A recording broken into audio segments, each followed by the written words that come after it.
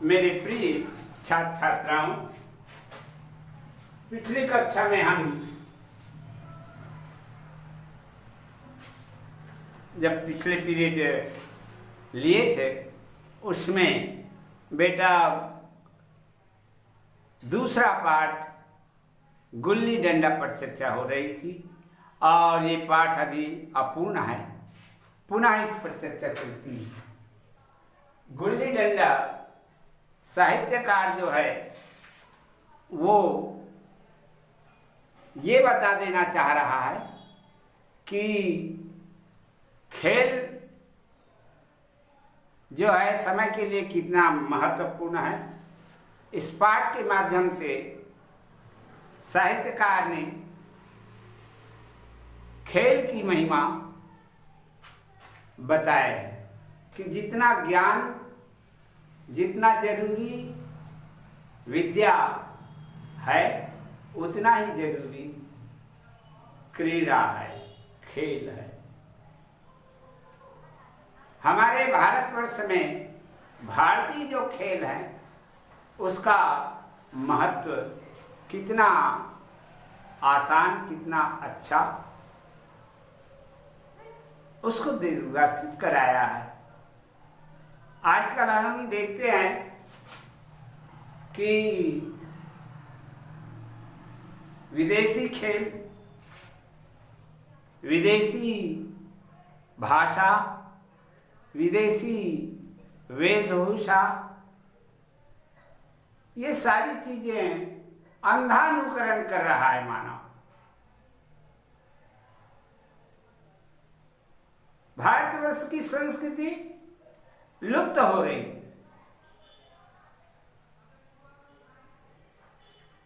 देखिए ना, समाज में किस तरह के रंग रूप और चाल ढाल, वातावरण बनते जा रहा है। एक मर्यादा थी उस समय कि घर में जूता पहन करके कोई अंदर भोजन कक्ष में नहीं जाता था, परंतु आज तो इतना बेढंगा रूप हो गया है कि जूता पहने पहने भोजन कक्ष में चले जा रहे हैं।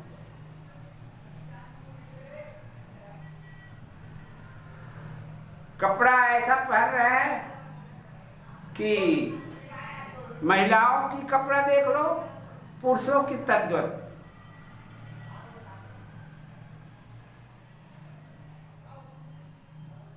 एक समय था, प्राचीन हमारी संस्कृति बताती है कि वस्त्र जो है शरीर ढकने के लिए पहना जाता था, परंतु आज इतना विपरीत हो गया कि वस्त्र जो है शरीर दिखाने के लिए पहन रहे हैं। देख रहे हैं ना माताओं की, नारियों की पोशाक को, कैसे शरीर, कैसे कपड़ा पहनते हैं। मर्यादा चली गई। जो समाज की मर्यादा है, मर्यादा तोड़ के जा रहे हैं। हमारे साहित्यकार ने इन सब चीजों को अच्छी तरह से समझाया है कि खेल जो है, हमारा भारतीय खेल इतना अच्छा, इतना सस्ता है कि न तो इसके लिए कोई विशेष खर्च की जरूरत पड़ती, और आनंद तो उससे भी अधिक है। विदेशी खेलों से भी कोई कम आनंद नहीं आता है हमारे गुल्ली डंडा में। तो इस प्रकार से साहित्यकार ने गुल्ली डंडा को बहुत महत्वपूर्ण, अच्छा खेल माना।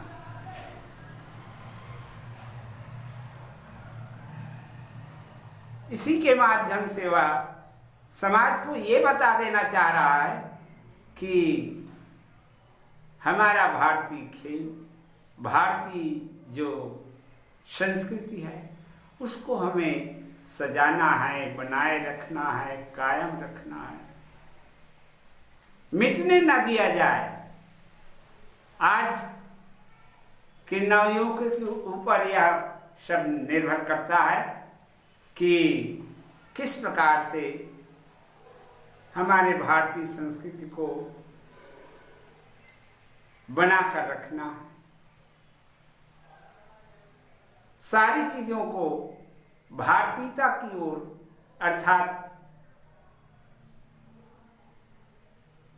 जो संस्कृति है, जो हमारा पोशाक है, जो हमारा खेल कूद है, जो हमारा भोजन है, सारी प्रक्रियाएं भारत के अनुकूल होना चाहिए, भारतीय होना चाहिए। बहुत अच्छे ढंग से लेखक ने इन बातों को समझाने की चेष्टा की है। खेल में ना था तो कहां तक आ गए हैं हम? हाँ,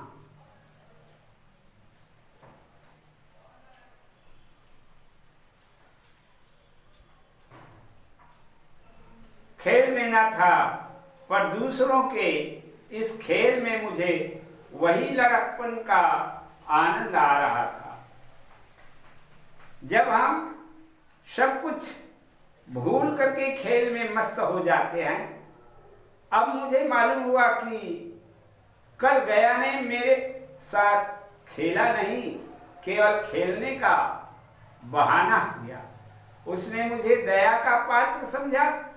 मैंने धांधली की, बेईमानी की, पर उसे जरा भी क्रोध न आया, इसलिए कि वह खेल न रहा था, मुझे खिला रहा था, मेरा मन रख रहा था। देखो बेटा, यहां से रेखांकित कर लो, मैं खेल में न था पर दूसरों के लिए खेल में मुझे वही लड़कपन का आनंद आ रहा था, से लेकर आगे आ जाओ। उसने मुझे दया का पात्र समझा। ये अंश बहुत ही मार्मिक है, भाव से गंभीर, और ये परीक्षा में पूछे जाने लायक है।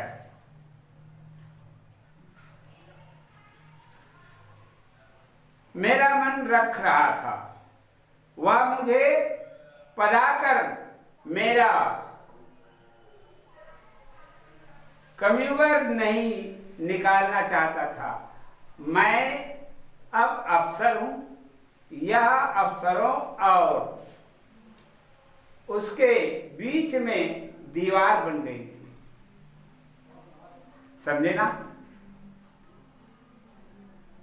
मैं अब उसका लिहाज पा सकता हूं, अदब पा सकता हूं, साहचर्य नहीं पा सकता।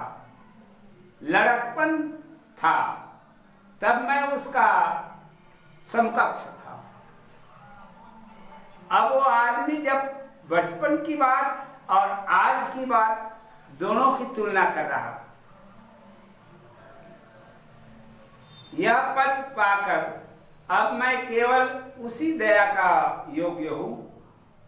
वह मुझे अपना जोड़ नहीं समझता, वह बड़ा हो गया और मैं छोटा हो गया। साहित्यकार कहते हैं कि वास्तव में गया बड़ा ही भावुक और सक्रिय था, परंतु मेरे कारण वह बेचारा दब कर रह जाता। देखो, इस अंश को ध्यान रखना बेटा, यह महत्वपूर्ण है। मैं खेल में न था पर दूसरों के इस खेलने में मुझे वही लड़कपन का आनंद आ रहा था कि बचपन में जिस तरह से खेला जाता, जिस तरह से अपने को आनंद आता है, वही आनंद साहित्यकार लूट रहा था। आ जाओ इसके आगे।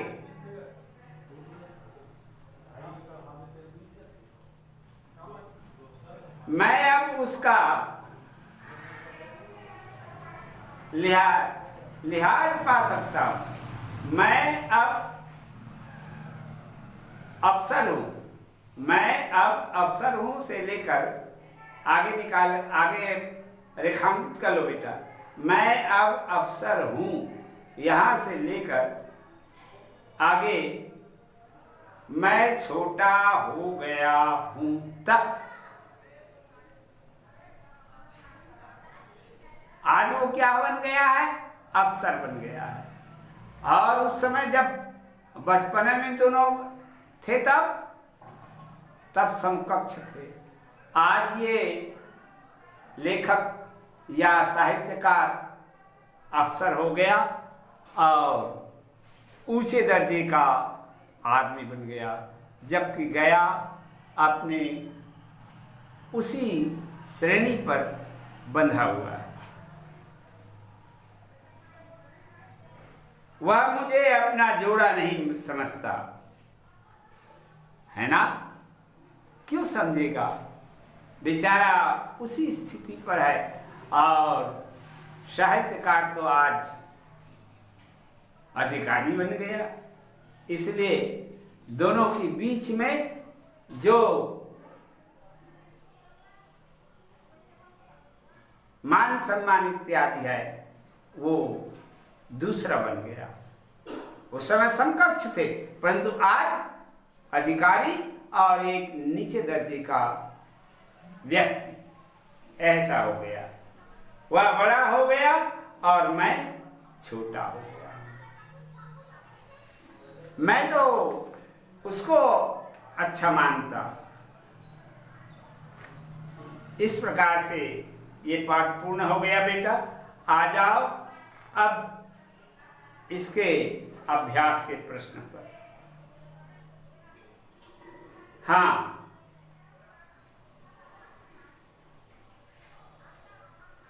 ध्यान दो इधर। पाठ पहला प्रश्न है, लेखक ने ऐसा क्यों कहा कि गुल्ली डंडा सब खेलों का राजा है? द्वितीय, मुझे न्याय का बल था, वह अन्याय पर डटा हुआ था। लेखक खेल में पराजित होने के बाद भी अपनी ओर न्याय का बल क्यों मानता है? और वह गया को अन्याय पर डटा क्यों कहता है? ये रहा द्वितीय प्रश्न। तृतीय है, पिताजी अपने तबादले से दुखी थे जबकि लेखक खुश था, क्यों? चतुर्थ है, 20 साल बाद जब लेखक फिर से उस कस्बे में पहुंचा तो उस कस्बे और लेखक दोनों में क्या अंतर, क्या बदलाव हो चुके थे? पंचम देखो बेटा, लेखक के साथ खेलते हुए गया के मन में गुल्ली डंडा के प्रति वही जोश और उत्साह देखने को नहीं मिल रहा था, नहीं मिला जो बचपन में हुआ करता था।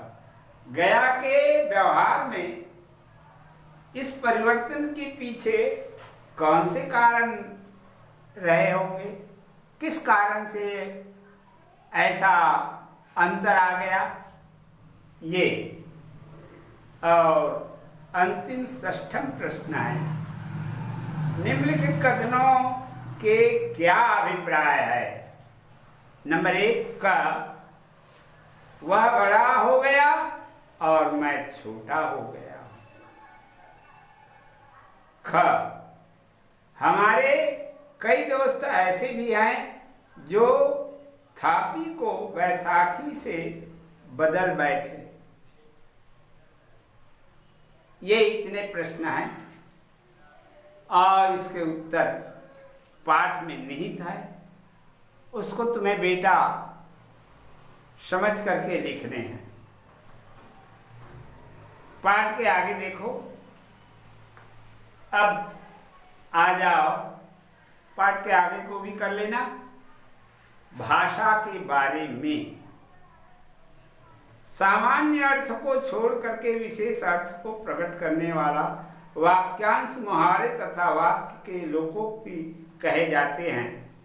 लोकोक्ति लंबे लोक अनुभव को व्यक्त करने वाला सूत्र वाक्य होता है। लोकोक्ति क्या है उसको स्पष्ट किया। लंबे लोक अनुभव को व्यक्त करने वाला ये जो सूत्र है उसी का नाम है लोकोक्ति। कहानी में कई मुहावरे और लोकोक्तियों का प्रयोग हुआ है। मुहावरे तो जानते हो, लोकोक्ति को बताया है ना। जैसे लोटपोट हो जाना, एक मुहावरा है लोटपोट हो जाना। हर्रा लगे ना फिटकिरी रंग चोखा हो जाए, ये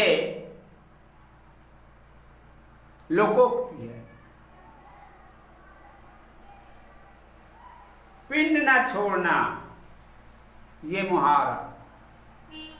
इन मुहावरों के अलावा कहानी से अन्य मुहावरे भी ढूंढिए और उनका वाक्य में प्रयोग करते हुए अर्थ स्पष्ट कीजिए।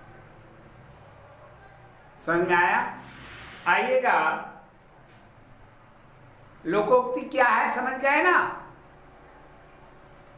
फिर से देख लो। लोकोक्ति लंबे लोक अनुभव के व्यक्ति करने वाला जो सूत्र है उसका नाम है लोकोक्ति। बहुत पुराने समय की बातों को जो अनुभव है उसको जो जिसके माध्यम से व्यक्त किया जाता है उसको कहते हैं लोकोक्ति। जैसे अभी दिया है ना, हर्रा लगे ना फिटकिरी रंग चोखा हो जाए,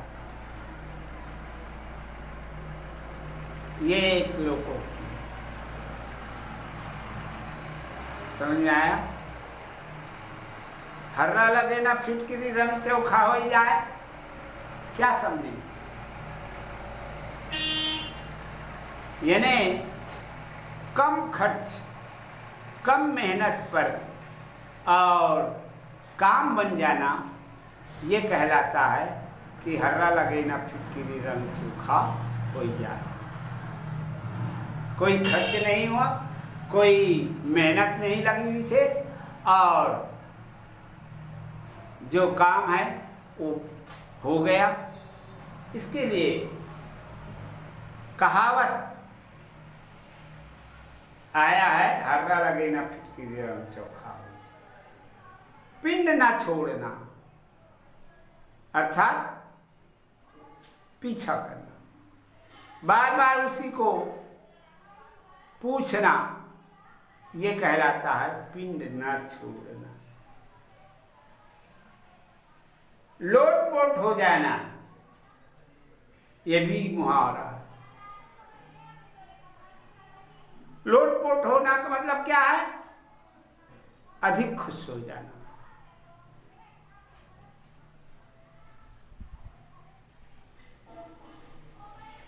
इस तरह से ये उसके अर्थ बताया और इन मुहावरों के अर्थ तो बतला दिया, परंतु वाक्य प्रयोग, वाक्य में भी प्रयोग करने हैं इसको। तो याद रखना, इन मुहावरों को वाक्य में प्रयोग करके बनाने। दूसरा देखो, भाषा के बारे में कहता है, कहानी में बचपन, लड़कपन जैसे शब्द का प्रयोग हुआ है। बच्चा और लड़का में पन प्रत्यय जोड़ने से ये नया शब्द बन गया। समझ में आ गया? बच्चा और लड़का जातिवाचक संज्ञा शब्द हैं, जबकि लड़कपन और बचपन जातिवाचक संज्ञा नहीं, ये भाववाचक संज्ञा शब्द है। क्या बन गया ये? भाववाचक संज्ञा। तो जातिवाचक संज्ञा और भाववाचक संज्ञा किसको कहते जानते हो? सुन लो, पूरी जाति का बोध होता है, उसको जातिवाचक संज्ञा कहते हैं। और भाव का बोध होता है, जिसको हम देख नहीं सकते, छू नहीं सकते, अनुभव सिर्फ करते हैं, ऐसी संज्ञा शब्दों को कहते हैं भाववाचक संज्ञा। जैसे हवा, हवा जो है, इसको देख रहे हैं क्या? हवा हमारे आसपास है कि नहीं? तो ऐसी संज्ञा शब्द जिसको ना हम देखते हैं, ना हम छू सकते हैं, ऐसी संज्ञाओं को कहते हैं भाववाचक संज्ञा। तो जातिवाचक संज्ञा से भी भाववाचक संज्ञा बनाया जाता। लड़का से लड़कपन, लड़का को देख सकते हो, छू सकते हो, परंतु लड़कपन को नहीं देख सकते। लात दिखा रहे तो लड़कपन लगे, ऐसे कि कहीं तब दिखा दे, नहीं दिखा पाएगा। इसी को मैंने तुमको बताया है कि ऐसा संज्ञा शब्द जिसको ना हम छू सकते, ना देख सकते, सिर्फ अनुभव करते हैं, इन संज्ञाओं को भाववाचक संज्ञा कहते हैं। ठीक है? आपको